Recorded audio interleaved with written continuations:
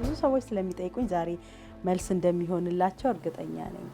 ሚዲያ ላይ እንኳን ራሱ በጣም አለ አይደል ጥሩ የሚባል ንግግር ማድረግ ወይ ምናምን የሚችል ሰው ሳይሆን አንቺ በቃ ልብሽ ነው። ቃላቱ ጠብ ማይል ነብይ ነው የተባለለት አይደል? ስለዚህ አይስትም ማለት ነው።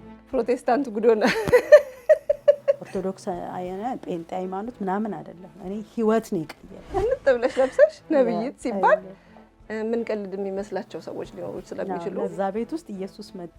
ይሄ ቆንጆ ትሁቱ ጌታ ማለት ነው። በቃ እኔ የለሁበትም ብለዋል መንፈስ ቅዱስ ዋው ብለሽ ተናግረሽ ነው። ኦኬ ዋው 8 ዓመት ይገዛሉ ፕሬዚዳንት ትራምፕ አልሽና እስቲ ብዬ እኔም ተቀበልኩና መጠበቅ ጀመርኩ።